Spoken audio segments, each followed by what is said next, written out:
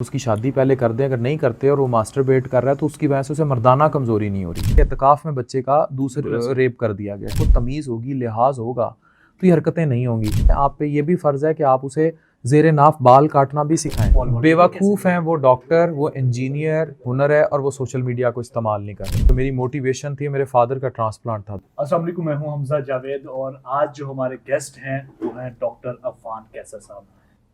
मेरे ख्याल से उनका तारुफ आप सब जानते हैं। वो एक पाकिस्तान के मायानाज डॉक्टर होने के साथ साथ सहाफ़ी भी हैं, जिन्होंने अपने कैरियर का आगाज़ उर्दू पॉइंट के साथ साथ अपने उस चीज़ को भी लेके चले कि जो उनका पैशन था। उनकी क्या मोटिवेशन थी और एक डॉक्टर का इतने ज़्यादा मिलियंस के साथ अकाउंट ये पाकिस्तान में तो शायद मेरे ख्याल से पहले हैं, लेकिन इसका क्या रीज़न है। और इसके साथ साथ लिवर ट्रांसप्लांट का भी वो काम करते हैं और पाकिस्तान के वो भी टॉप डॉक्टर्स में आते हैं। इसके पीछे की क्या हकीकत है वो भी जानेंगे। सर कैसे हैं आप? मैं बिल्कुल ठीक, आप सुनाएं कैसे हैं? अल्हम्दुलिल्लाह सर, बहुत शुक्रिया कि आपने टाइम दिया हमें। और सर, लिवर ट्रांसप्लांट जो कि पाकिस्तान में तकरीबन एक या दो जगह पे होता है पूरे पाकिस्तान के अंदर, आपकी क्या मोटिवेशन थी? आप इस फील्ड में कैसे आए? अच्छा, मैं यहाँ एक तस्दीक करता चाहूँ, मैं ट्रांसप्लांट हेपेटोलॉजिस्ट हूँ, फिजिशियन। जो सर्जन्स होते हैं दे आर टेक्निकली जो ट्रांसप्लांट करते हैं, लेकिन मैं उनके साथ काम करता हूँ। डॉक्टर वहाब डोगर हैं, मेरे उस्ताद हैं, लेकिन जो मेरी मोटिवेशन थी, मेरे फादर का ट्रांसप्लांट था 2015-16 में, जो चाइना जाके कराना पड़ा था। और पाकिस्तान में अब 2 सेंटर नहीं रहे, ये 6 से 8 सेंटर्स हैं जो रफली अब लिवर ट्रांसप्लांट कर रहे हैं, जिनमें 2 पब्लिक सेक्टर हैं, एक पंजाब में है और एक सिंध में है, गंबट। पंजाब में PKLI और बाकी प्राइवेट है। तो अब ट्रांसप्लांट, हमारी जो नीड है लिवर ट्रांसप्लांट की, उससे तो अभी ट्रांसप्लांट पाकिस्तान में बहुत कम हो रहा है, लेकिन ओवरऑल पाकिस्तान में इसका इंफ्रास्ट्रक्चर बड़ा अच्छा इस्टेब्लिश है। तो इसमें बड़ी मेहरबानी उन स्किलफुल हैंड्स की है जिन्होंने ये ट्रांसप्लांट सर्जरी करना सीख ली है। सर, एक ट्रांसप्लांट के ऊपर कितना खर्चा आ जाता है? डिपेंड करता है, प्राइवेट सेक्टर में पाकिस्तान में 70 से 80 लाख में भी हो रहा है, 45 लाख में भी हो रहा है, मुख्तलिफ सेंटर्स हैं। और गंबट में फंडेड है, PKLI में काफ़ी हद तक फंडेड है, तो ट्रांसप्लांट पे 7 से 8 लाख भी हो रहा है। लेकिन एक वक्त था ये ट्रांसप्लांट करोड़ों रुपए में था, जैसे मेरे फादर का 1.25 करोड़ में हुआ था।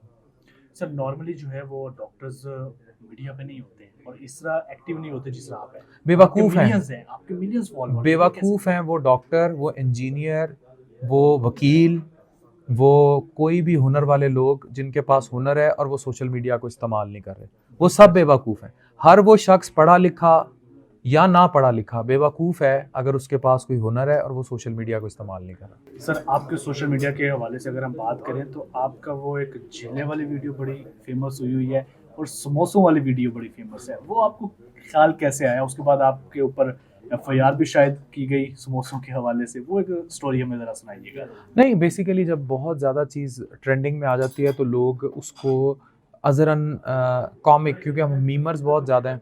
आप इमेजिन करें, हमारे मीमर्स के तो अब ये हालात हो गए हुए हैं पाकिस्तान में। अगर आप वो लोग आपको अप्रोच करते हैं, अगर आपने वायरल होना है तो हम आप 3-3 लाख रुपए की एक मीम बना के देंगे, तो वो उसी मजाक में इस चीज़ की सीरियसनेस को अच्छा करके वायरल कर देते हैं, बाज़ को बुरा भी कर देते हैं। तो समोसे का जो कॉन्सेप्ट था, मेरी इससे पहले बहुत बड़ी स्ट्रगल है, 8-10 साल में बड़े इंटरव्यूज़ में बता चुका हूँ, मैंने एक्सप्रेस में कॉलम लिखे चीज़ें, लेकिन शायद डिजिटल का जो फल मिलना होता है उसके पीछे एक बहुत बड़ी, अब जैसे कोई हीरोइन होती है, उसकी बॉलीवुड में वो आ जाती है, हम कहते हैं यार ये देखो कितनी खूबसूरत स्टार है, काम कर रही है वो, जबकि वो बेचारी पिछले 25 सालों से तामिल फिल्मों में नाच पागल हुई होती है। तो मेरी भी स्ट्रगल ऐसी ही थी।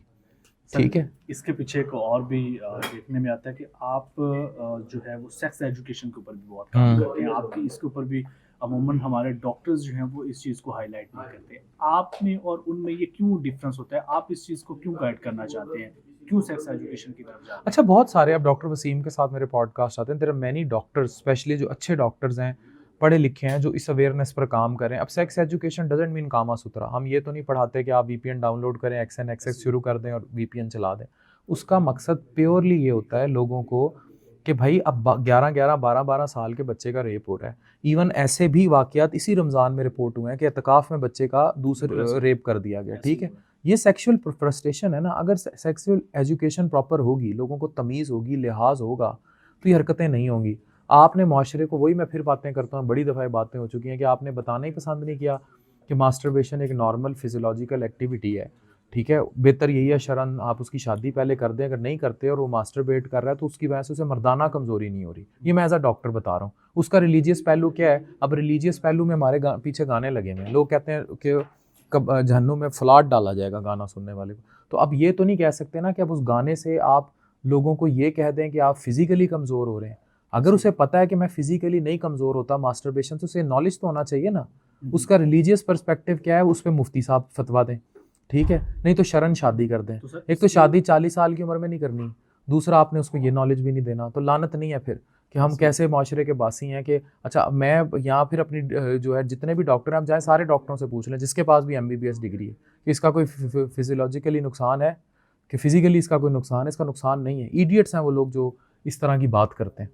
तो सर ये किस एज के अंदर और हमारे बच्चे जो हैं और हमारे जो यूथ है उनको ये पता पेरेंट्स को होना बताना चाहिए, पेरेंट्स को बताना चाहिए। पेरेंट्स, माँ बेस्ट जज है बच्ची की कि उसको बलूगत कब आ रही है, बाप बेस्ट जज है बेटे का ये जज करने के लिए कि उसे बलूगत कब आ रही है। और जब भी वो अब तो कोई इस टिकटॉक के ज़माने में तो ये और ये जो जिस तरह की हमारी खुराक है जिसमें स्टीरॉइड्स तक इन्वॉल्व है, अब ये एज तो डिफाइन रह ही नहीं गई।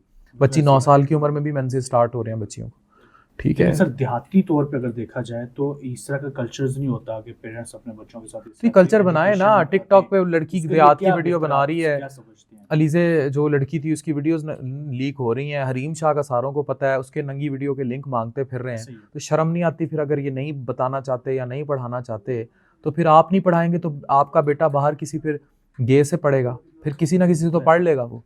फिर ये अगर सेक्स आपने अपने बच्चे को किसी गे से पढ़वाना है तो फिर आप उस तरफ चले जाएं। बिल्कुल अगर आपने खुद नहीं तालीम देनी, अगर आप पे फ़र्ज़ है ना कि आप अपने बच्चे को नमाज सिखाएं, कुरान सिखाएं, दीन की तरफ लेकर जाएं, आप पे ये भी फ़र्ज़ है कि आप उसे ज़ेरे नाफ बाल काटना भी सिखाएं, आप उसको हर तरह की प्रॉपर हाइजीन भी सिखाएं।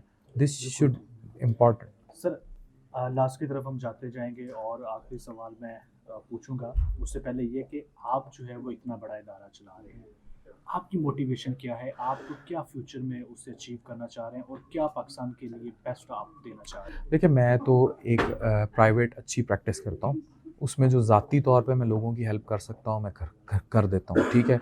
उसमें जितना मेरी ज़ात की हद तक हो सकता है। मेरी जो मेजर सर्कल है वो अवेयरनेस का सर्कल है जिसके लिए मैं काम करता हूँ। ये आपकी वीडियो भी प्योर इंटेंट से उसी अवेयरनेस पे है। बाकी जिस तरह कलम मेरा शौक़ था, लिखना मेरा शौक़ था, इसी तरह मीडिया मेरा शौक़ है। बिल्कुल ऐसे जैसे किसी की स्विमिंग करना शौक़ हो, किसी को एक्सरसाइज करना अच्छा लगता हो, मुझे ये वो भी अच्छा लगता है, लेकिन मुझे किसी का इंटरव्यू करना, इब्रार भाई से इतनी अच्छी इतनी हम्बल ठहरी हुई पर्सनैलिटी है, उनका इंटरव्यू करना अच्छा लगा, मुझे लोगों से मिलना अच्छा लगता है, कैमरे पे मिलना अच्छा लगता है। तो आई दिस इज़ माई पैशन। तो आई डो नॉट नो, किसी को नहीं पता कि इस मुल्क में आपकी ज़िंदगी में आगे क्या होगा, लेकिन I will keep serving my patients in private sector. मैंने सरकारी नौकरी कभी नहीं करनी, ना कभी की है, और अपनी डोमेन से अपनी ज़ात तक ना मुझे कभी चैरिटी इकट्ठी करनी है, ना मैंने चैरिटी कभी इकट्ठी की। मैं अपनी जेब से जिसकी जो हेल्प कर सकता हुआ मैं करता रहूँगा। और मैं ही अभी अल्लाह आगे चल के मेरा ज़र्फ़ इतना बड़ा कर दे या मेरी जेब इतनी बड़ी कर दे कि मैं कोई सहारा ट्रस्ट की तरह कुछ बना सकूं, लेकिन ताहाल जितनी मेरा एज, मेरी शोहरत या मेरी कैपेसिटी या मेरी हेल्थ इजाज़त देती है, उसमें I am doing what I can do. जी बहुत शुक्रिया sir, thank you so much. आखिर में हमारे देखने वाले नाज़रीन को क्या पैगाम देना चाहेंगे? मुस्बत हो जाएं, मनफी सोचें छोड़ दें, मनफी बात पे ध्यान देना सोच दें। ये गड़ा है, अगर आप मनफी सोचते जाएंगे तो उसका एंड मनफियत ही है। और मुस्बत सोचें, मुस्बत रहें। आप अगर एक हफ़्ता सिर्फ मुस्बत सोचेंगे ना, आप डिप्रेशन एंग्जाइटी से निकल जाएंगे। बस इतना सा पैगाम। बहुत शुक्रिया सर।